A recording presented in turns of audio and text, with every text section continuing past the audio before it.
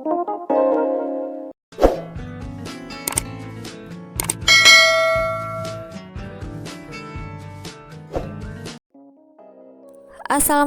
hai teman-teman pencinta cerpen dan novel romantis dimanapun kalian berada.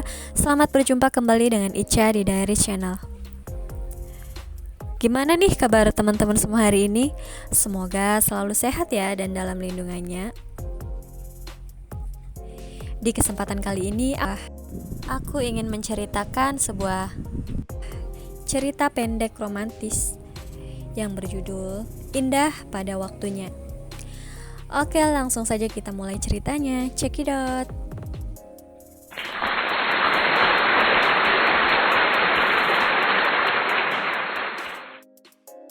Kak, Karen. Mama menggoyang-goyangkan tubuh Karen.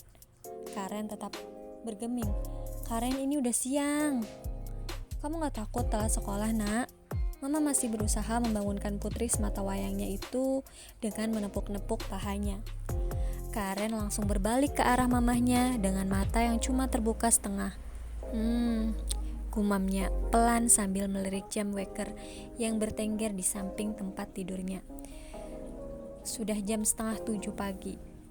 Tapi bukannya bangun, dia malah memeluk gulingnya. Matanya pun ikut terpejam.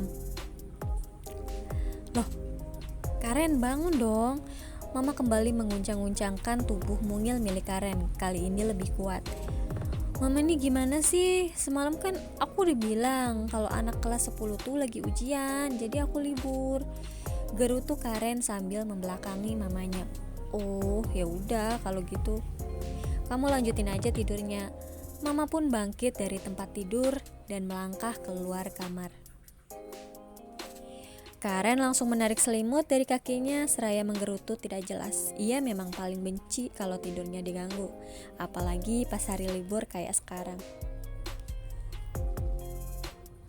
Belum puas menggerutu, sekarang ia malah berguling-guling di atas tempat tidurnya, mencari posisi yang nyaman untuk bisa melanjutkan tidur, tapi tidak berhasil. Akhirnya ia memilih meraba-raba meja di samping tempat tidurnya, mencari HP yang dari semalam dibiarkan dalam silent mode. Setelah mendapatkan benda berwarna putih itu, ia pun menatap layarnya. Ada tulisan One New Message. Karena segera membacanya dengan mata terbelalak. Dan Karen pun kaget.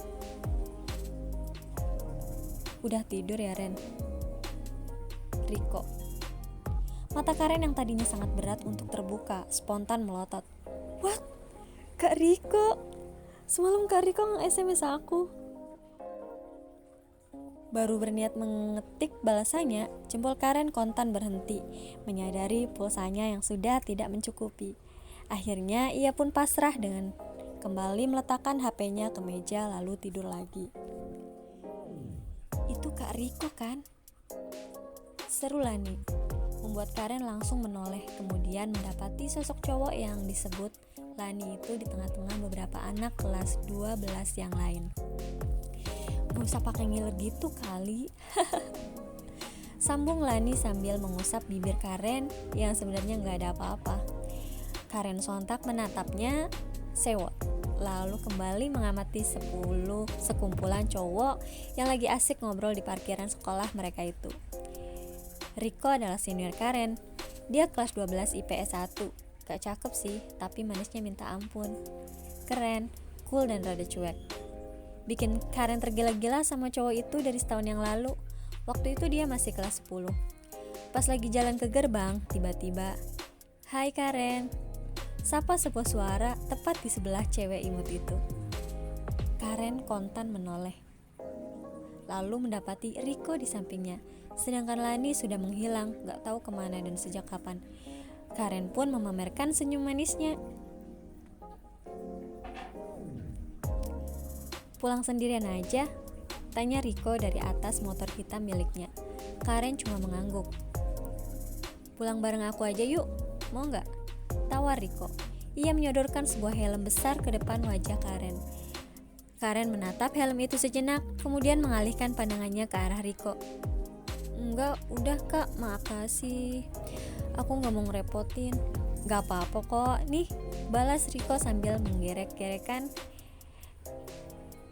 helm yang sedari tadi ada di genggamannya itu.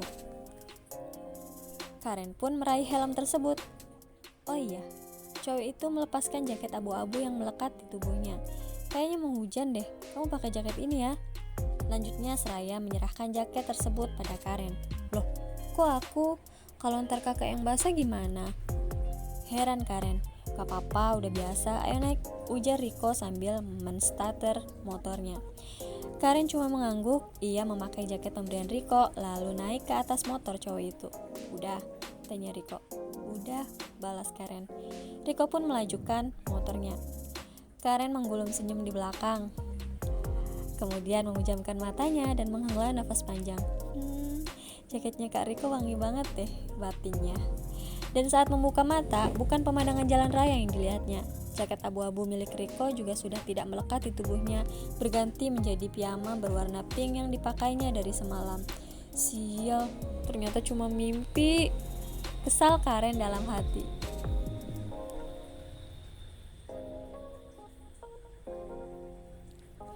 Ngapain sih lo? Dari tadi mondar-mandir mulu, kayak setrikaan aja deh, pusing. Gue cerocos Rati. Karena menoleh dan menatap kedua temannya yang lagi asik ngobrol di teras rumah Lani, mereka baru saja selesai belajar bareng beberapa menit yang lalu. Lagi nunggu jemputan, balas Karen singkat. Kemudian kembali celingak-celinguk di depan rumah Lani.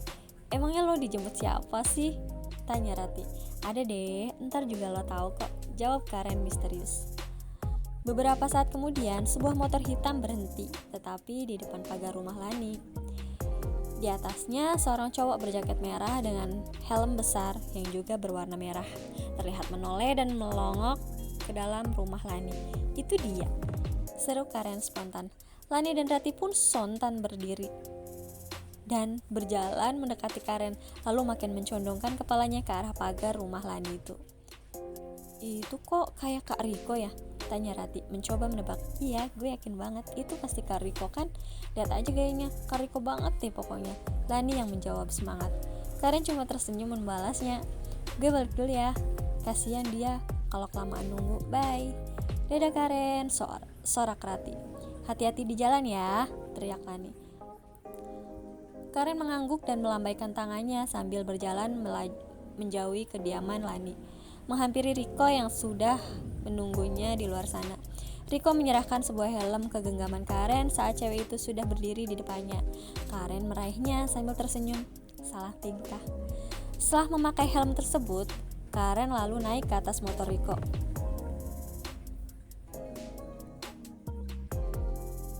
Setelah memakai helm tersebut, Karen lalu naik ke atas motor Riko.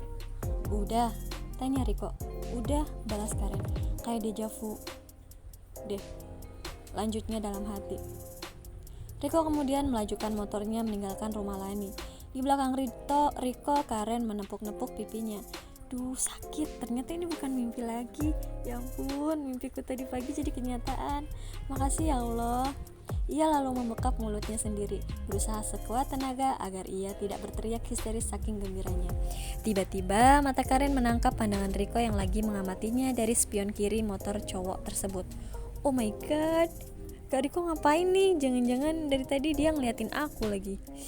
Sial, tadi aku ngapain aja sih? Kayaknya aku gregetan banget ya. Malunya, cerocos Karen dalam hati. Kamu kenapa sih? Nervous gara-gara deketan sama aku ya? Goda Riko. Karena cuma bisa buang muka, pura-pura gak peduli saking saltingnya. Keesokan harinya, Karen melangkah memasuki kelas di 11 IPA 1 sambil menebar senyum kemana-mana. Dari guru-guru, anak kelas 10, 11, 12, satpam, sampai penjaga sekolah sudah kebagian senyum manisnya dari tadi. Baru menaruh tasnya di meja, Lani sudah langsung menduduki kursi miliknya, membuat Karen pasrah berdiri di samping mejanya seraya mengamati Lani. Gak lama kemudian, muncul lagi sosok Rati yang segera duduk di sebelah Lani. Kenapa semalam lo gak ngebales SMS gue? Tanya Lani langsung. Iya, gue juga, sambung Rati. Karen menghela napas panjang. Udah aku duga bakal diinterogasi. Pas nyampe di rumah, gue ngerjain PR kimia, terus tidur deh. Ngantuk banget soalnya, balas cewek itu. Tapi kok lo tega banget sih ngebiarin kita penasaran semalaman, gerutu Rati. Iya, gue nungguin SMS lo sampai jam 1 pagi, tau gak? Kesel lah nih. Sambil mengacungkan jari telunjuk ke depan wajah Karen. Sorry deh, ucap Karen akhirnya. Minggir dong, gue capek berdiri nih. Lanjutnya sembari menarik tangan Lani untuk menyingkir dari bangkunya. Lani menurut. Ia pun berdiri dan pindah ke bangkunya sendiri yang terletak tepat di depan meja Karen. Lalu duduk menghadap ke belakang, masih menanti cerita sahabatnya itu. Oke, sekarang jawab pertanyaan gue. Semalam lo ngapain aja sama Kak Riko, hah? Tanya Lani. Mulai menginterogasi. Ngobrol, jawab Karen singkat, padat dan jelas. Ngobrol di mana? Rati ikut bertanya. Ya di atas motor lah, di motor doang. Emangnya lo nggak mampir kemana-mana dulu? Seru Lani. Karen menggalang. Enggak. Kok enggak? Rati kelihatan nggak puas sama jawaban-jawaban Karen sedari tadi. Lo pikir gue sama Kak Riko mau kemana? Udah jam 10 malam tahu, nyokap gue aja udah nelpon mulu. Ih, gak romantis, cibir Rati. Yeay, gue malah salut tahu. Itu artinya dia cowok yang baik. Karena udah malam, jadi dia langsung nganterin Cinderellanya ini pulang ke rumah deh. Ya kan? Cerita Karen bangga. Lani dan Rati manggut-manggut. Iya juga sih. Terus, kalian ngobrolin apa aja? Tanya Lani lagi. Banyak deh pokoknya, gue nyeritainnya pas istirahat aja ya, udah mau bel tuh, jawab Karen sambil menunjuk jam dinding di kelas mereka. Iya deh, balas Rati pasrah. Tapi dia udah nembak lo belum? Lanjutnya antusias. Karen memandangi kedua sahabatnya itu bergantian, lalu tersenyum. Belum. Dahi Lani dan Rati sontak berkerut. Belum? Tanya mereka kompak. Karen mengangguk kuat-kuat. Iya belum. Kok belum? Kalian kan udah deket. Lama banget lagi. Kirain semalam dia mau ngejemput lo karena mau ngomongin masalah itu, cerocos Lani. Rati manggut-manggut menyetujui ucapan Lani barusan. Karen kembali tersenyum. Sabar aja deh. Dulu juga gue mulai deket sama dia dari teleponan, terus saling sapa di sekolah, sampai akhirnya bisa jalan bareng kayak semalam kan. Semuanya butuh proses sih menurut gue. Ia berhenti sejenak, lalu menghela nafas panjang, kemudian tersenyum lebih lebar dari sebelumnya, dan melanjutkan, semuanya juga butuh waktu, dan gue yakin kalau semua itu pasti bakal indah pada waktunya.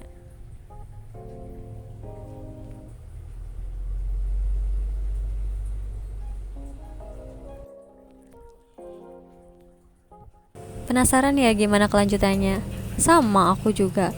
Jangan lupa like jika kalian suka video ini dan subscribe untuk berlangganan di channel kami. Bye bye, assalamualaikum.